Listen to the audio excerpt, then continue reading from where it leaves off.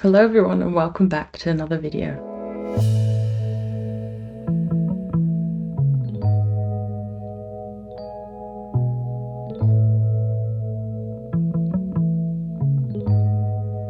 So with this podcast video, I'm actually coming back to film it much sooner than I have in a while, which means I only have 2 finished objects.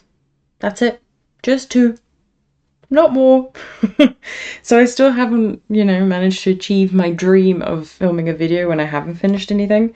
But, maybe I'll get there. But yeah, so 2 finished objects and a couple of old projects, a couple of new cast-ons because I can't control myself and I can't stop starting new projects. And we'll start with what I'm wearing. If you watched quite a lot of my previous episodes, you probably already recognize this. This is what I'm just going to call, it's a Raglan Jumper. So I did start using a pattern, but then had so many issues with it that I kind of had to recalculate everything myself. So now I'm not even referring to that pattern or the designer, but it really is just a standard kind of raglan, and the only thing that's a bit different is the fact that there's a row of pearl stitches before you do the ribbing, or like in this case, it's before you start the rest of the body, the yoke. The yarn that I used is from Woolly Knit. It's called Diggle DK, so it's a DK weight yarn. And I had 500 grams of this, and I used about 420 or something like that, so less than the 500 for my size. And it's a very woolly yarn. I shouldn't say very woolly. It's woolly. It's a little bit rustic. I'm just wearing this. I haven't got like a long t-shirt on or anything like that. And it's probably still a little bit too warm here in Austria to just wear this next to skin. Like currently I'm at that point where I'm like, I'm sort of cozy, but if I get any warmer, it's gonna get itchy. Especially I'm really sensitive up here.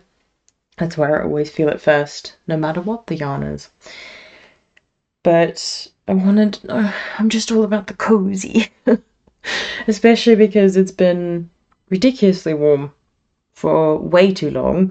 So as soon as it kind of, hit the official like start of autumn, we still had like 27, 28 degrees for quite a few weeks even. And now, sort of like mid-October, is when we're starting to slowly get proper dips. Like it's colder at night, which is really nice, but during the day it's still been between 22 and 27 degrees. It should hopefully be next week that things really start to cool down and go below the 20s. Now I'm excited. But yeah, so that's what I'm wearing, and let me show you what I finished, because I've been trying to focus, and this is why I've only got 2 finished objects. I've been focusing on 3 projects mainly, and they're all fingering weight projects, but I'll share those in a bit. So the first thing that I finished since last time is one I've shown before, which is the Lento. So it's completely done, and would you believe, ends are woven in and it's blocked. So it is literally just, it's ready to go, which is very rare for me nowadays. But I only had the second sleeve to go, which is going to be hard to show off, but they do match. And that's just because for the small bits of yarn, like the green and the speckled one, and I think even this one, I'd split what I had left in half and then was able to work the same number of rows and decreases in the same color and everything. But yeah, so the Lento, just a standard raglan, the kind of big thing. And the reason I think so many people have been knitting this is because it's on a looser gauge, so bigger needles. I think 6mm recommended. I used 5.5 because I'm a bit of a loose knitter. I didn't check my gauge because I didn't really care. And yeah, I think you can, for a lot of the sizes, you can get away with 2 skeins of fingering weight yarn, so like 200 grams fingering weight yarn, 100 grams of mohair or alpaca, which you can't do with a raglan like this. You'd need more. And I used just mohair and suri scraps, and I've mentioned it before, it's kind of like my dreamy, sort of ethereal raglan jumper. And the main, like, fingering weight yarn I used underneath it was just a sock yarn from Aldi, which was not nice to work with on its own, but as soon as I held it with mohair suri, it was much nicer to knit with, and feel wise it's really nice too. So yeah, I managed to get out a nice jumper out of sort of what I consider almost like free yarn. It's not free, but you know, if you've got scraps, you've already made the project you'd intended to make, and then anything else you make with that I always view as like free or an extra, like a little bonus. And like I said, the Aldi yarn wasn't that nice. I planned to make socks with it. Wasn't going to happen. So it was nice to then get out a jumper that I'm actually going to get use out of, and to have something so beautiful come out of yarn that didn't have a plan. So feel quite happy about that. And it was a quick knit. Like I said, the Lento's done on such big needles that it goes by really quickly. I just struggle.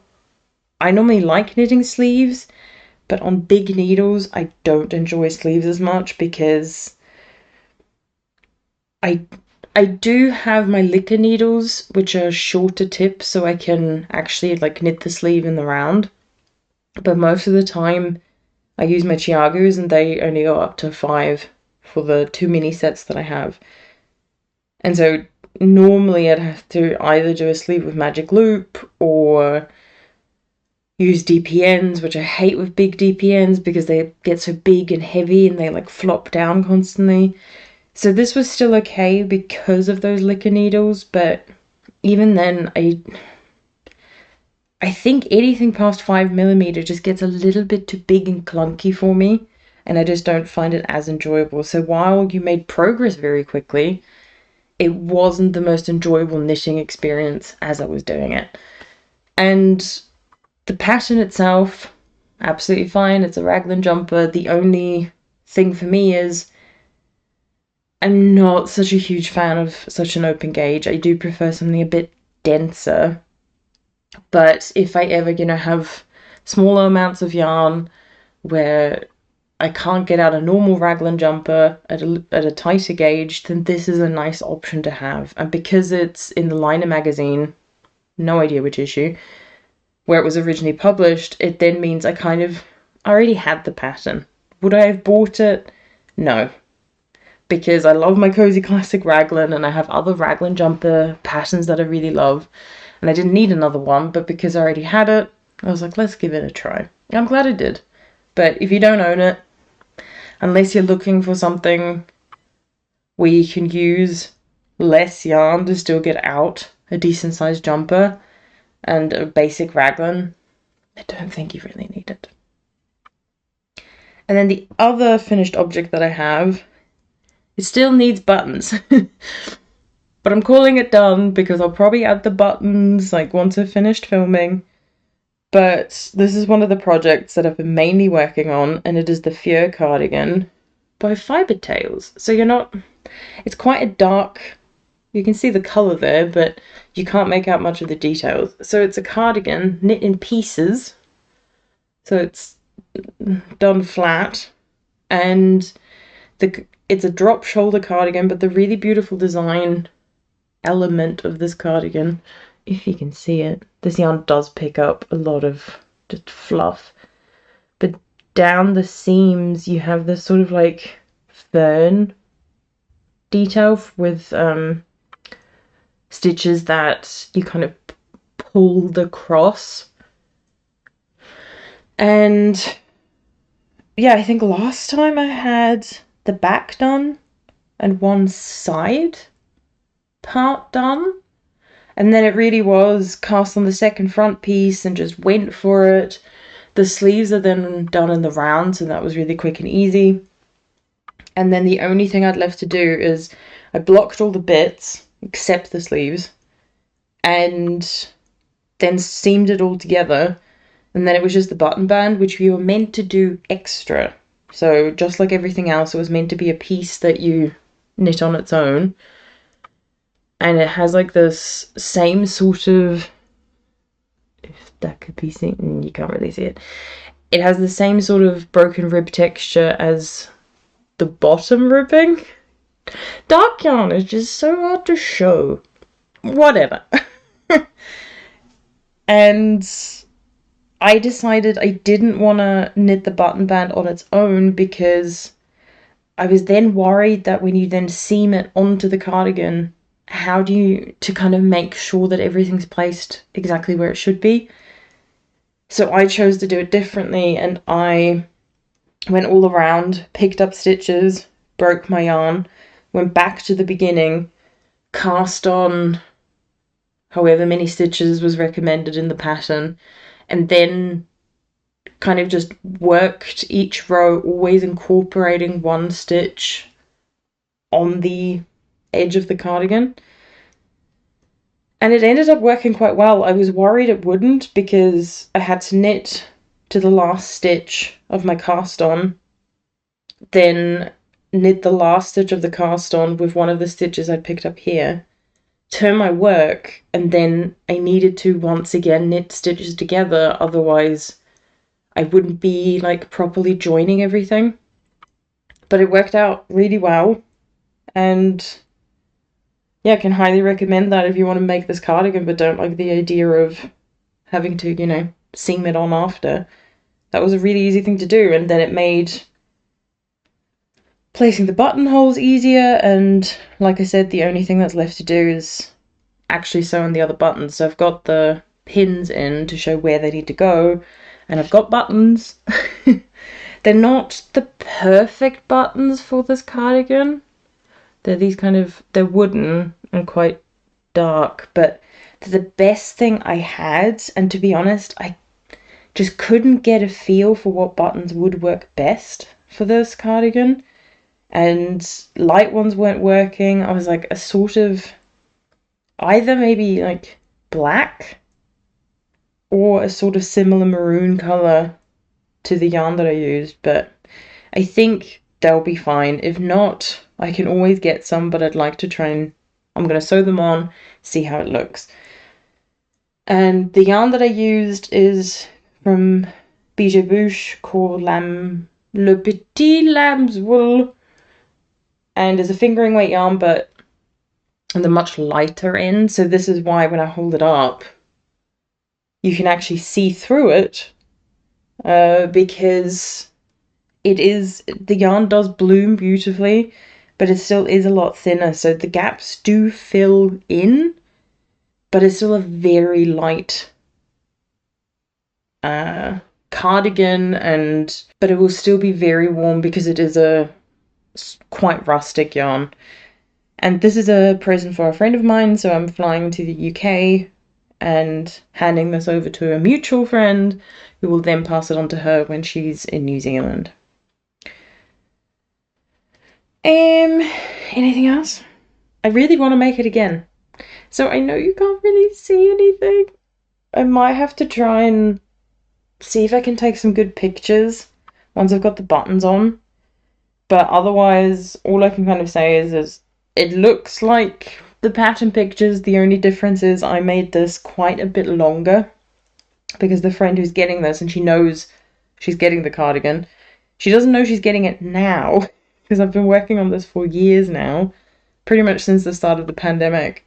And I just haven't been motivated to work on it because I knew I couldn't see her because of the pandemic, and now it's kind of too expensive for her to come visit me, too expensive for me to come visit her. So she knew it was coming at some point, but she doesn't know it's coming now, so that's a nice little surprise. But she did say she didn't want a crop cardigan, so this is like, how much longer did I make it? A couple of inches. 2 or 3 inches longer, I think. than what was recommended because it's meant to be more of a crop cardigan. And yeah, it's done. Other than the buttons, which won't take me long. And I'm really happy with it. I think it looks really good. I really got into a nice rhythm with working it flat. It is blocked, ends are woven in.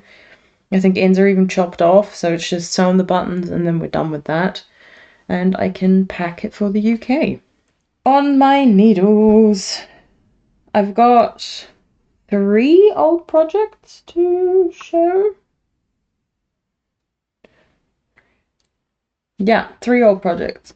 Let's start with the one that's the oldest, and like I said, the Fjer Cardigan was on my needles since 2021, I think. So it wasn't like bang smack at the start of the pandemic when I started it, but you know, it's in there. And this is another project that was from around the same time, and I've been slowly working on both of them. Obviously, the Fjer Cardigan has got a lot of attention over the last few months because I knew I was going to the UK and meet a friend who was flying to New Zealand, so I could give it to her. And now that that's done, I've got, I think, 2 projects left that are from 2021 that aren't blankets that I'm hopefully going to get done at some point. One of them is this one. So this is the Brioche Mystery shawl from Susanne Sommer. I'm still working on it. And I finished another section. So last time I showed you these pluses, which I'd finished, and now what I've done is the same thing as down here, except I decided to omit the bobbles. I just wasn't keen on more bobbles. 1, to knit them, and 2, I don't really like the look. I'm glad I did it here for something a bit different, but I didn't want to do them again. And now I'm just on the border, and then I have the I-cord bind off, and then I'm finally done. So I probably won't have a lot of time to work on it this month in October because I'm going to the UK and I don't want to bring this. But once I'm back, I'll get a start on the border and then hopefully finish the border in November, and then maybe try and just do a little bit of the I-cord bind off in December. And then I'll be able to finish this year. And then the only super old project that is in the blanket that I still have on my needles is the Poet shawl, and that's still gonna need a while, but it will be kind of one of my main focus projects for next year because I don't want it on my needles anymore. It's been so long and I've barely worked on it because I always kind of go, oh, it's Advent, like it doesn't matter if it doesn't get done, it's not a present for anyone or anything like super important. And I want to change that. I want it off my needles. And then it's also, when next year rolls around, I still have projects on my needles from 2022. So then those will be a big focus for beginning of next year, and also finishing projects from this year that I'm not going to get done.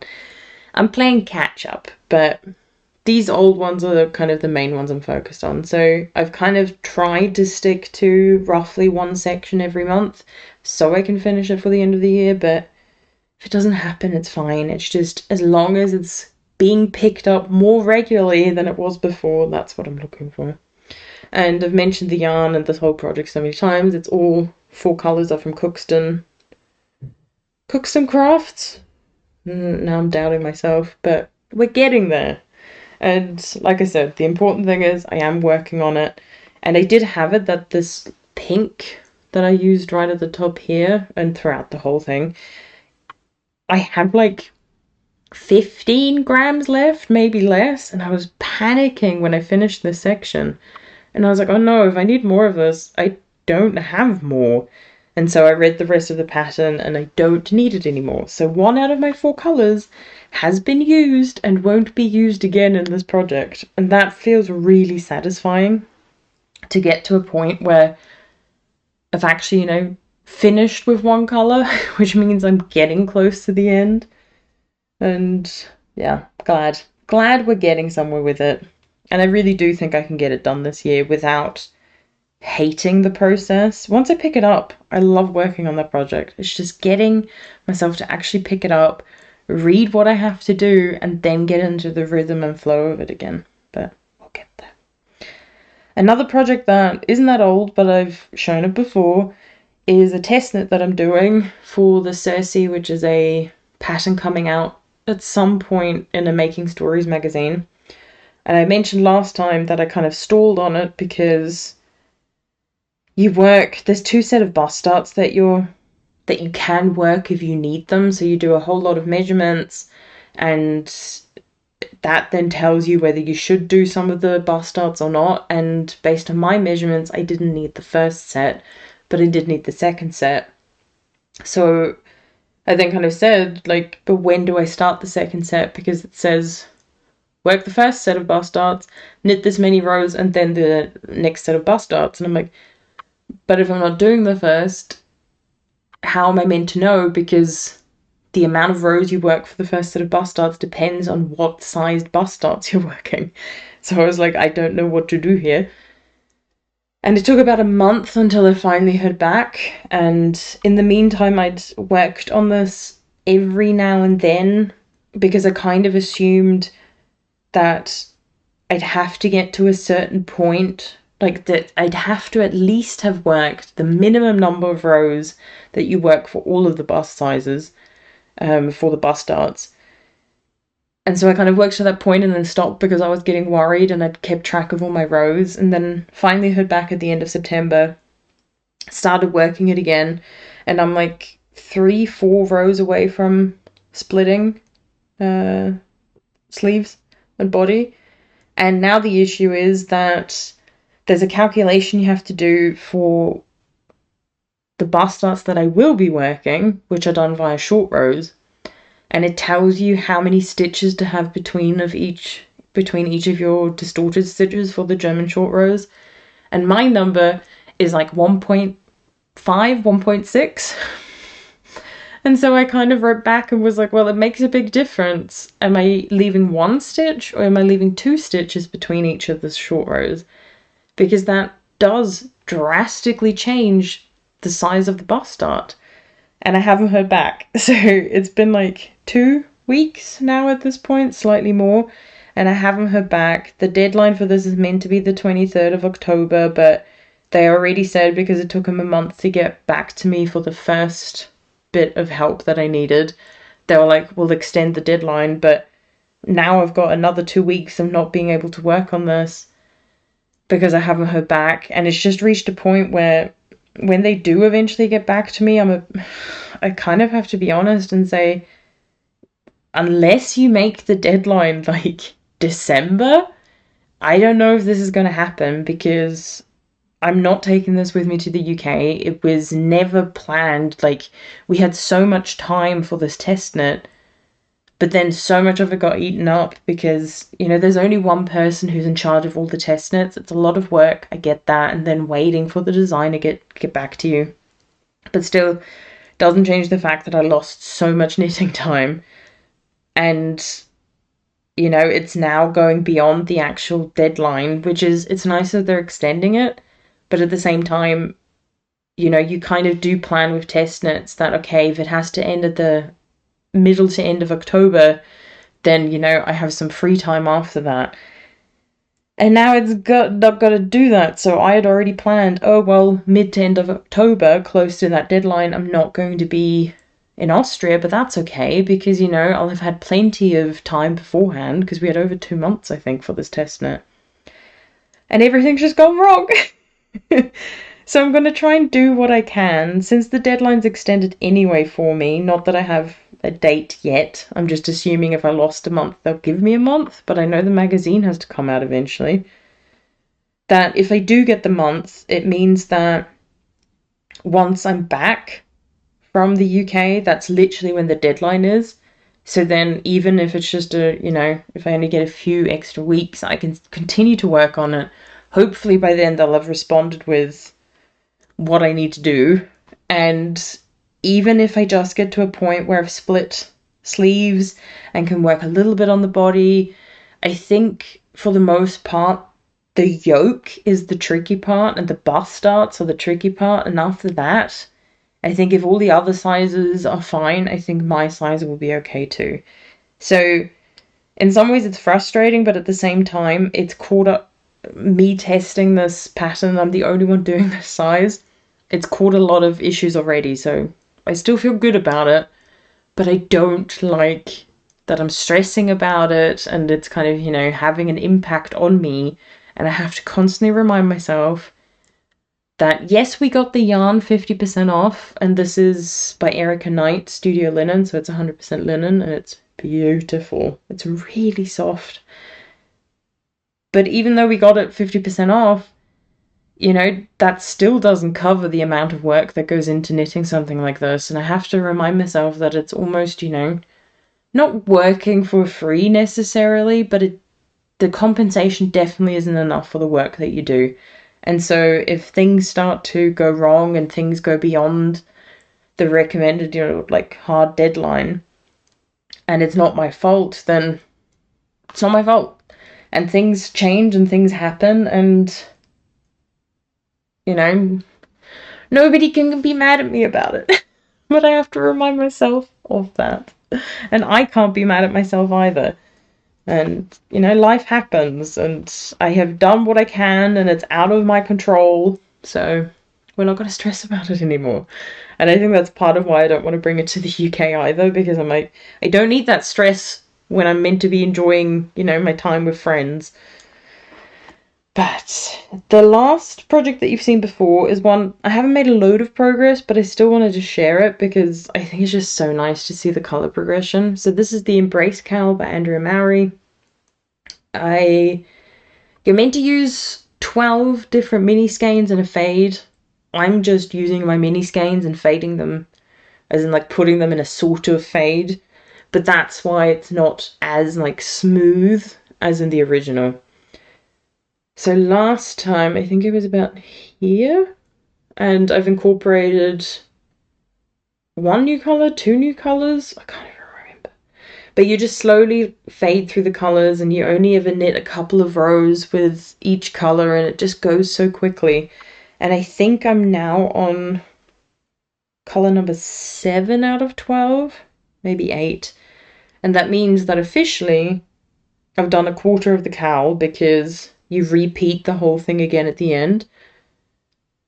And, you know, we're getting there, and it's a lot of fun to knit. It's just not something I really need to be working on. It's very much just something very indulgent to work on.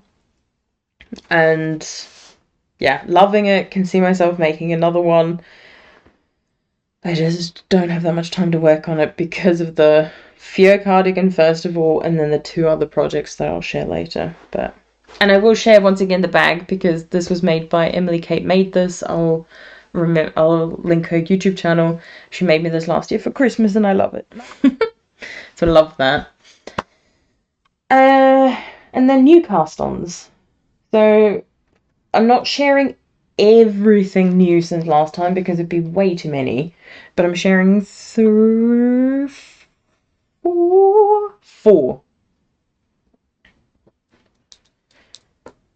First of all, during the time when the Circe testnet started, I think a few weeks afterwards, Sari Nordland had a call for testers for I think 2 or 3 patterns, and I fell in love with one of them and was like, oh, but I can't do that testnet and then a full nother testnet. And then I read through the application form, and maybe it was even on Instagram. It wasn't for the full jumper, it was for the yoke and for one sleeve, and that was it. And so it was a relatively short test because of that, so it was all done, I think, in September. Can't remember. The pattern's already out, so some of you might have already made this by the time I'm actually showing this.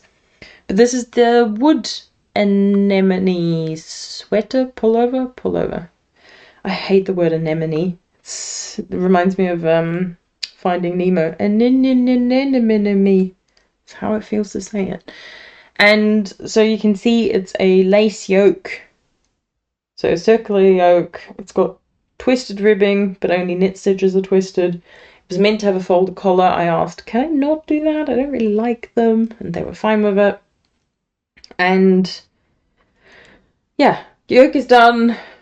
split for sleeves, got that all done, I think like a week, maybe even 2 weeks before the deadline, because the yoke went so quickly, because I love knitting lace and I'm in love with this yarn, and it was just a really enjoyable process. And now it's just on hold. I'm in the process of doing the short row shaping in the back, which you do after you split, and it's optional. And then I'll just have to, knit the body to the correct length and then do the second sleeve. And the yarn that I'm using is one I've had in my stash for a really long time. It's Arwetta Classic in the colour Daffodil, and Filcolana Tilia in Banana, I believe. And I have a load of this yarn in my stash because I bought enough to make the No Frills cardigan by Petit knit. But then by the time I actually got around to wanting to knit it and buy the pattern, I saw that the sizing was atrocious. She then updated the sizing, and it's still not inclusive. And so I was just like, I'm not doing it. I can't anymore. Like, I can't deal right now with, designers who are making the effort to increase their sizing, and then they're still off by like, sometimes it's like an inch or half an inch of meeting the bare minimum of what it means to be size inclusive. Let's ignore the fact that there's a lot of things other than the bust sizes you need to consider. But, at least doing that, but then still being off. And I think with the No Frills cardigan, it's actually worse. I think the biggest size is like 2 or 3 inches off the 60-inch bust without ease that you're meant to have. Yeah. So I've had this yarn for a long time, and it was just making me sad because it kept reminding me of I can't have the beautiful long yellow cardigan of my dreams, and I'd considered using a different pattern and couldn't find one that I wanted, then kind of decided I'm just going to calculate it myself and knit it. I have enough skills to be able to do that. But then when I saw this test knit, I was like, that's what I'm going to use the yarn for. Because the yoke very much reminds me of, might be easier if I showed it this way. The yoke reminds me of the crescendo blouse that I test knit for Sophie of the Knit Pearl Girl. But the yoke just has more detail than the crescendo. And I get so much wear out of the crescendo that I then kind of went, well, I love yellow. Let's do it. Let's, instead of, and I probably will make another crescendo blouse anyway, but I was like, this is just something a bit different. And, we'll see how much wear I get out of it. And I am making a size, the recommended size for my bust size, but normally I would have gone for the size smaller to have a little bit less ease. But I then went, well, I have so much of this yarn and I don't want a load left where it's like, it's not enough for a garment, but it's too much for like hats and accessories and things. So I was like, let's go for a bigger size. Let's see what it looks like with more ease. And, it should be really big and cozy, but still look nice. And yeah, we'll see how it goes.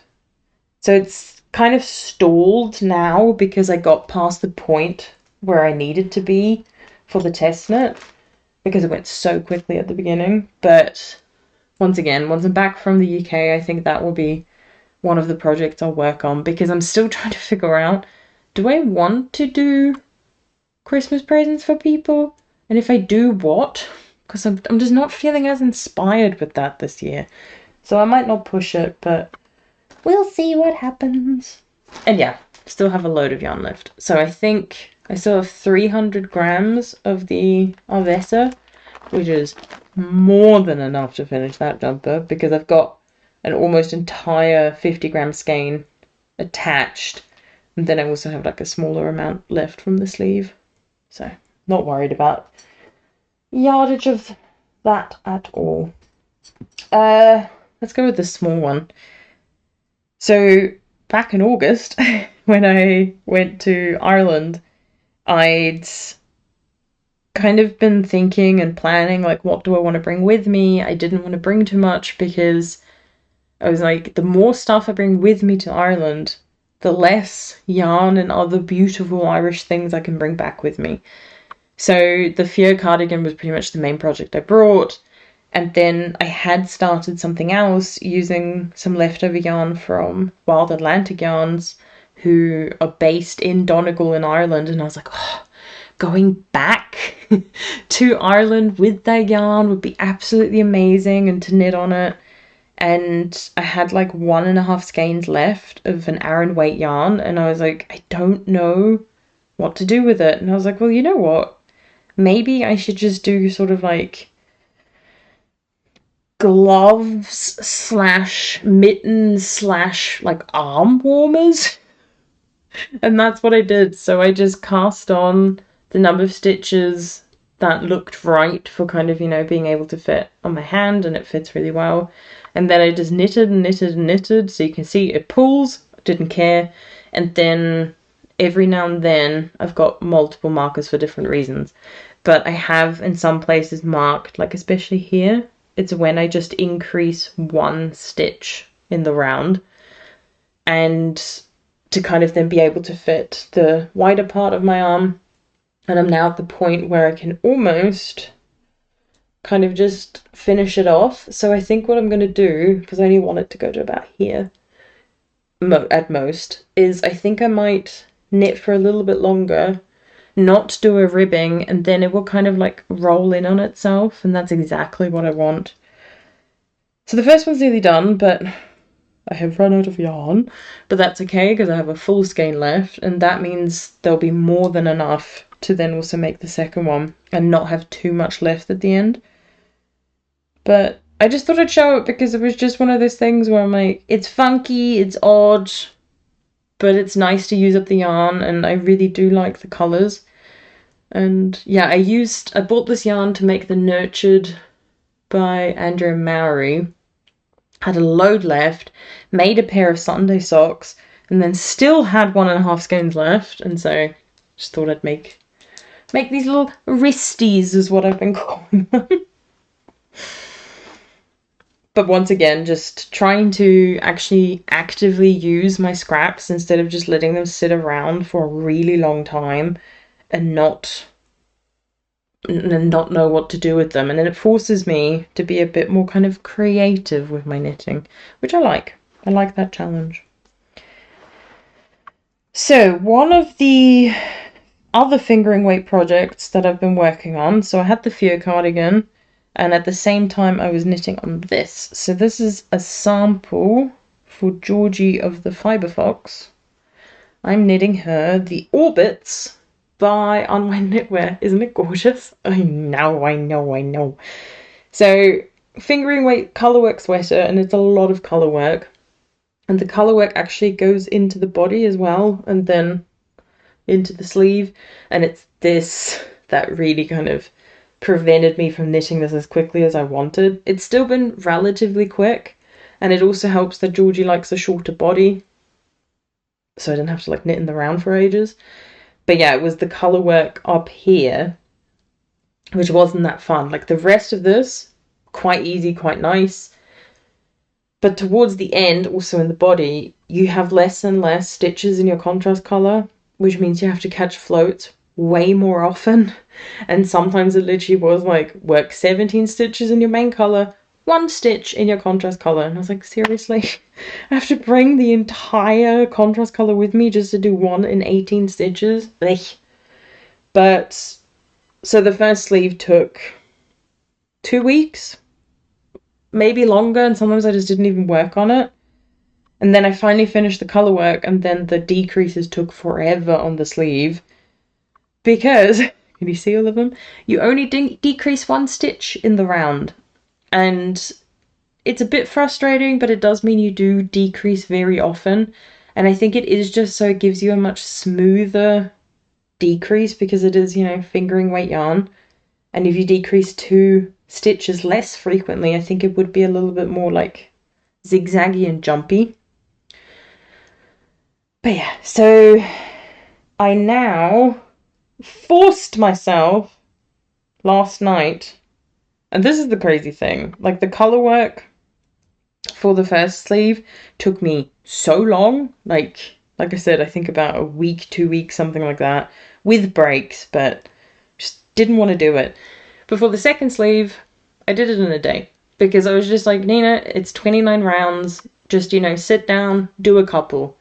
And then it was once again, sit down and do a couple more. Sit down and do a couple more. And then I had like 10 rounds left, and it was getting later, and I was like, I need to go to bed soon. And then I was like, just do the 10 rounds. It's fine. I know you have a lot of floats you need to catch at that point, but just do it. And it ended up going quite quickly. So now I'm just at the point of having to start all of these decreases. Look at them jingle jangle. And I've done one decrease so far, and now it's just kind of easy going. Knit a few rounds, decrease, knit a few rounds, decrease, and then I've got the cuff to do. And you do have to do fully twisted rib for all the ribbing, which isn't too bad for the sleeve because you don't have that many rounds.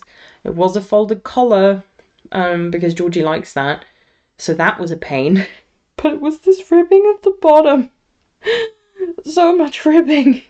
So much fully twisted ribbing, like the knit stitches and the purl stitches. It's crazy. But also, aren't the floats beautiful? Oh, I'm so in love with this jumper. Georgie was worried at first that the contrast wouldn't be high enough to really see all the details, but it's beautiful. It's better even than it looked in my swatch, and to be honest, the camera always does a great job of smoothing everything and making it all look even more beautiful. But yeah, so I will be taking this with me to the UK because I'm not going to finish that sleeve before I leave. But it's fine because it's not going to take me too long, and then if I see Georgie I can give it to her, otherwise I will send it to her. So there's that one. And then there's only one left. Yes. And the last one I've been working on is another fingering weight project that if I finish it today, I think I'll have finished it in 3 weeks. Which is pretty impressive considering I knew I wanted to cast it on and make this, but I was also a bit concerned, like, will I have enough time? Because I need it done for when I leave for the UK. And that is the Lotus Petal top by Iris. And as you can see, it's almost done. It's just, it's missing its second sleeve, but it's just a couple of rounds of ribbing, so I'll do that today, and then it'll be done. But this is already blocked. Most of the ends are woven in, and the reason I blocked it is to make it a bit easier to pick up the stitches. And work from the bottom up, so you can see this beautiful lace detail at the bottom, which just looks so much better when it's blocked. And I made this an inch, maybe a bit more longer, just to make sure that there is enough length in it. And this is also a present for a friend of mine, and this is actually for the friend of mine who's getting married this month. So it's another thing that I'm going to ask my friend in London to be like, can you take this with you and give it to her as a wedding present? And I wasn't entirely sure what size to make for her. And I kind of thought I'd rather go a little bit bigger than risk it being too small and then she won't want to wear it. But I think based on like the last time I saw her, I think it's always hard to judge someone's size via the internet. But the last time I saw her, I think it should fit really nicely. Probably will be a bit too big for her, but I think that will be okay. I think it will sit nicely.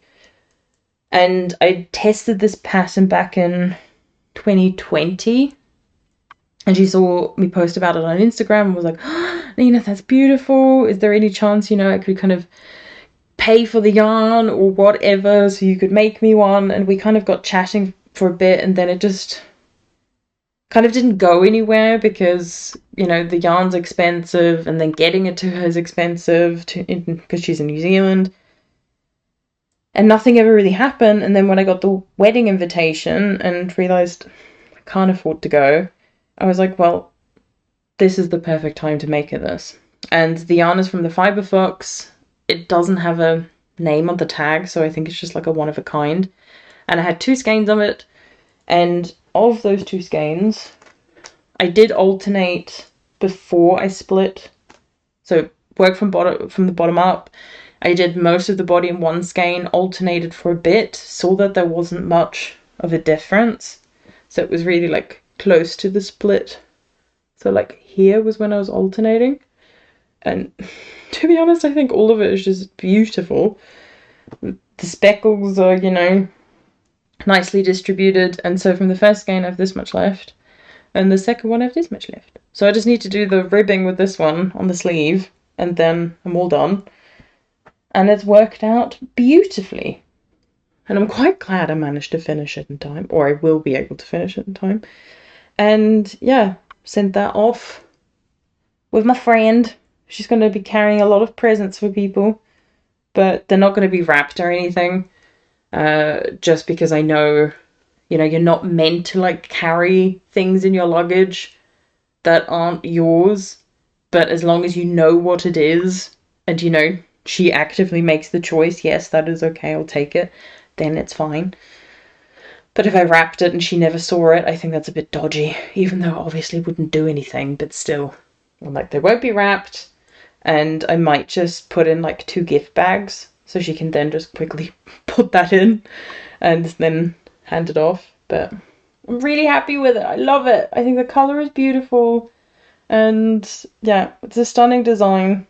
And I've been wanting to make myself another one, and I'd started one, but I just couldn't get past the lace with the one I was making for myself, whereas the lace on this one, I think I did in an evening or two. It went so quickly because I just loved working it in this yarn.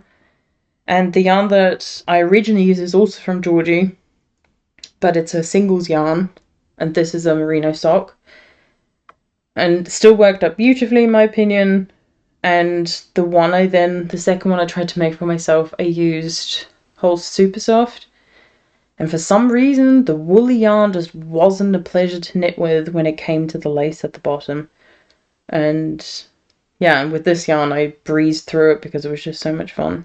So yeah, I've frogged my Lotus Petal top now in the Super Soft from Holst, because I was like, this was sort of a sign, like, I got through this so quickly. Yes, there was a bit of a deadline and pressure, but I really enjoyed doing the lace.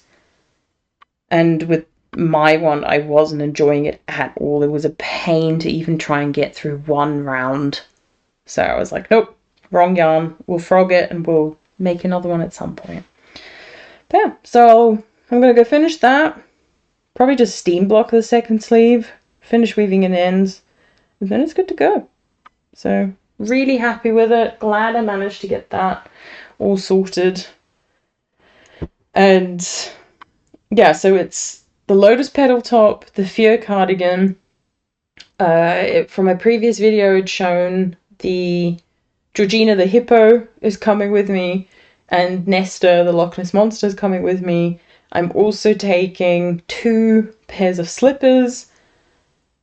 All of that needs to go to New Zealand, but I've already decided when I see my friend that I'm staying with in London, if she's packing and it's kind of like, this is too much stuff for me to bring, then I'll get her to take what she can and what she feels comfortable taking, and then I can always just send a parcel, and at least it will be slightly lighter and therefore slightly cheaper, and it will just be, it's mainly the Fjer Cardigan and the Lotus Petal top that I actually want her to physically hand over. Everything else is fine if I have to send it. They're smaller items. If it does end up getting lost or damaged, it's not that big of a deal. But these 2, no, nothing shall happen to them. So that's all the knitting. And then the only other thing I was going to briefly talk about is a little bit of life stuff, because I don't talk about any of it often. I've mentioned before that I'm not really sure how to, because it's hard to gauge what you should and shouldn't mention.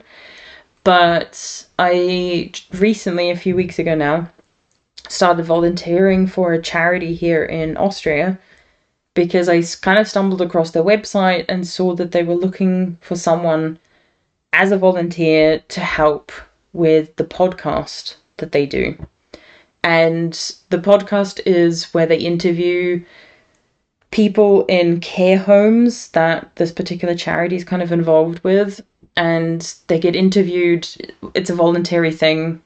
anyone can be interviewed, and it's always a variety of different topics that they get interviewed about, and then someone in the team has to then edit and cut together an episode based on the theme, and add music, and there's like 5 to 6, sometimes more people that get interviewed, that we have to kind of like cut together the audio, make it kind of smooth and tell a story and add music and things. And when I saw that they were looking for a volunteer, I kind of immediately was like, I'd love to do that, because in my head I was like, editing a podcast can't be that different to editing a YouTube video, because the only difference is I don't have a video to worry about. So it's kind of like one less thing to stress about. And my first episode has gone live. It's only in German, but it's a really interesting thing to be a part of, because the stories that you hear are incredible. A lot of, the advice that you get given is amazing. And I've cried multiple times already, both with like sadness because of some of the things that people had to experience and go through, but then also happiness with how beautiful some of the things are that, these people in these care homes have to say. And it's just, yeah, there's a lot to kind of learn from people, and it's been a really nice thing to be part of a team, especially because my experience, especially towards the end in York with my PhD, was so horrendous that my automatic reaction when I sent off the podcast I'd edited to the kind of person in charge, I immediately for feedback, and my immediate thought was, they're going to hate it, they're going to say all these nasty things because I'm a failure and I can't do anything. And then to get back really nice comments and, to be praised for the work that I did, it was a shock, and I had to cry. And it's also, meetings we've had where I've kind of just gone, I haven't been part of a team in so long, because I was, for the most part, at the beginning in York, but it very much fell apart soon after, because it's also with a PhD, especially in chemistry, you kind of can't be part of a team because no one understands your work. Like, even my supervisor occasionally struggled because it was just too much to try and explain and for him to grasp, and he didn't have the same sort of time that he dedicated to the project that I did. And so it was a very lonely thing, and there wasn't that much support, especially then with the pandemic when everything got even worse. And so it's amazing to be part of this team, but it's also kind of raised a couple of issues with just how bad things got towards the end in York.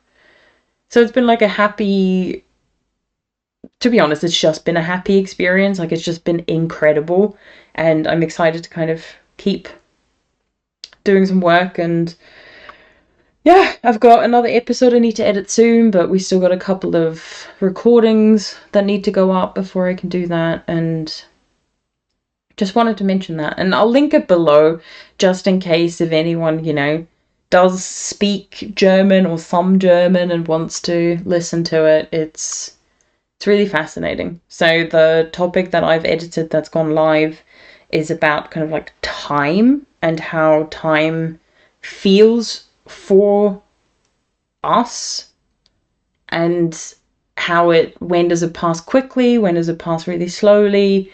How we also kind of asked people, how did it pass when you were younger, how did it feel then, and how does it feel now that you're in this care home, and things like that. And it's just, yeah, it was beautiful. Really enjoyed it. And it's nice to be able to kind of like use the skills I've developed with this channel in something else, and also learn extra things on top, and to be able to, do some good and have a bit of a purpose and everything has been really nice. So yeah, just wanted to mention that. And I'm probably going to stop there. It was a relatively short episode for me, and a little bit kind of quicker, just because I have a lot still to do before I leave for the UK, and just wanted to make sure I got this video in. So sorry if things were a bit kind of like rushed and all over the place, but I just wanted to get it filmed. So I'll end it there. Thank you so much for watching, And thank you for your comments and just everything. It's an absolutely lovely community on here as well, and I love making these videos. So thanks for watching, and I will see you in another video. Bye!